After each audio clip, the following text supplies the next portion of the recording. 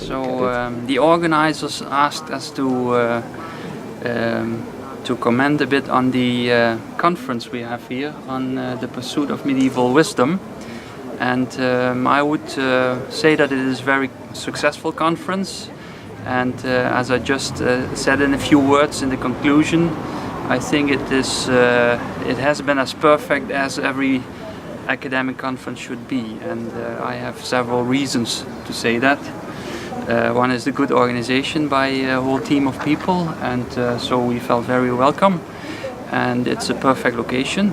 Also, of course, a monastery that is from around 1040.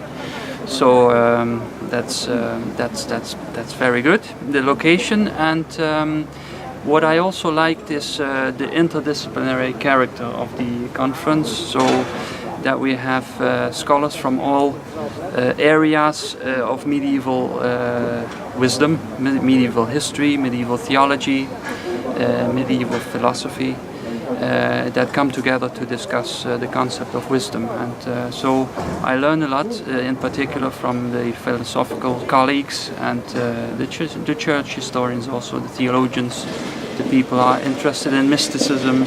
So that's what I like very much about this conference. I'm particularly intrigued by the topic itself. I think it was a wise decision to initiate and to start a conference on the notion of wisdom. It's such a central, important concept. Mm-hmm. You know, you bring on the nature of wisdom, you bring theologians and philosophers into a discussion, and only together we realize how rich the concept is and how many different sources and texts we find the concept, and yet how diverse the understanding is.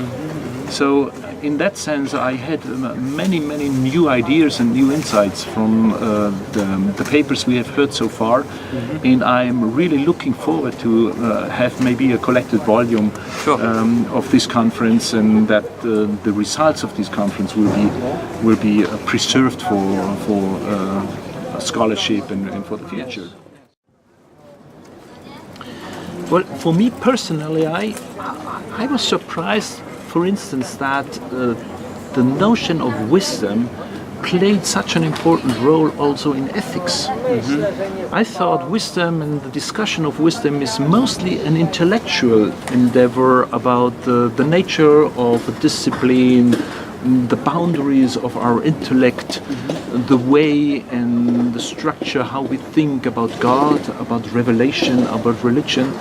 However, in this older tradition of Aristotelian ethics, I've discovered that we have this tradition also in ethics, that good behavior, correct behavior, can also be a form of wisdom, which is not very much surprising, but for me it was new. Yeah, and so in the Middle Ages themselves, you always have this confusion between prudentia and sapientia, for example, where also the authors they used both concepts. So the practical wisdom, like the prudence, that is confused with the wisdom that is, as we have seen in these days, layered.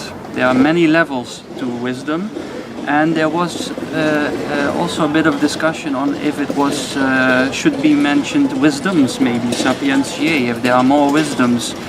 And so maybe there's one wisdom that expresses itself in all these in very rich ways. And so we all have our perspective that we bring to a certain aspect of wisdom. And that's what makes the concept very rich, and also the conference.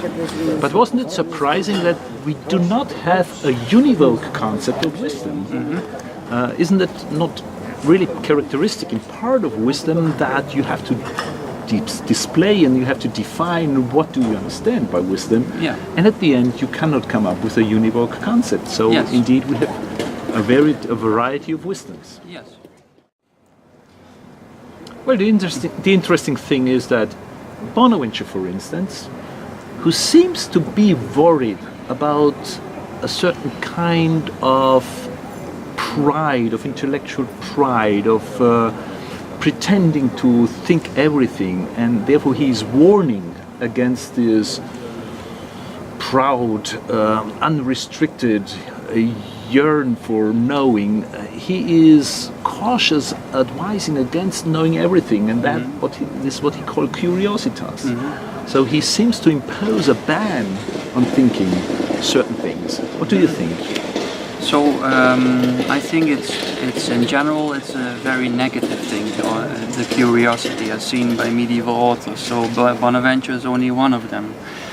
But we discussed also the studiositas, and there's some virtue in the studium, in the zeal to study, right? To find or pursuit of knowledge and of wisdom.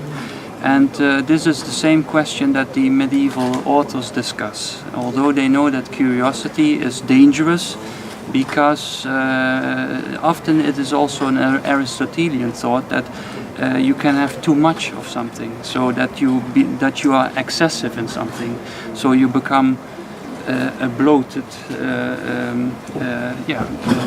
superbia, right? You become you become too big for your own shoes. That is what some scholars that we still see today in some scholars, right? So that is also nice to have a theme that is really a mirror to ourselves as scholars, where we have to wonder: are we maybe too much curious, involved in curiositas? So I like the personal reflection where we as scholars also think about a work, and so what are we doing and what is the benefit for society? But would you agree that sapientia along these lines was also a controversial concept?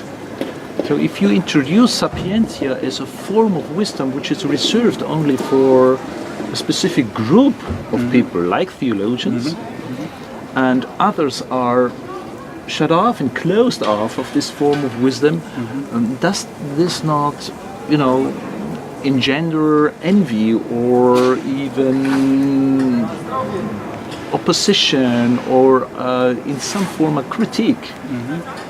Well, I think that we have seen at this conference that wisdom is so rich that it also contains a concept of simplicity, for example.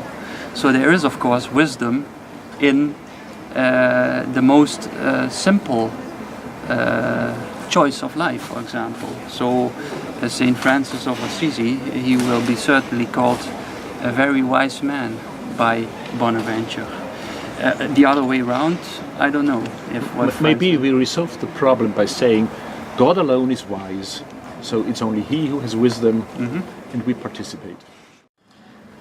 I think the verse you choose for this conference, Altiora ne quaesieris, is not to forbid investigation on God. It's not a ban on thinking. It brings the moral obligation that comes with philosophy, I think. The Altiora ne quaesieris is an allusion to the original sin, which was supposed to be to eat from the tree of knowledge of good and ultimately to want to be like God. Now that could be taken in the wrong understanding, as if thinking in itself would be bad and would be evil. I think quite the opposite should be the case, that God provided man an intellect in order that he is able to join God and to understand God and to reach God by this intellect. Yeah, and we also have discussed how the tree of good and bad fruits or knowledge, how it becomes the tree of life, Christ. And so that is maybe a subject for a future conference where we discuss a little more the role of grace and the gift of knowledge. So that what we cannot reach as people by ourselves, but which will be given to us and in religion, in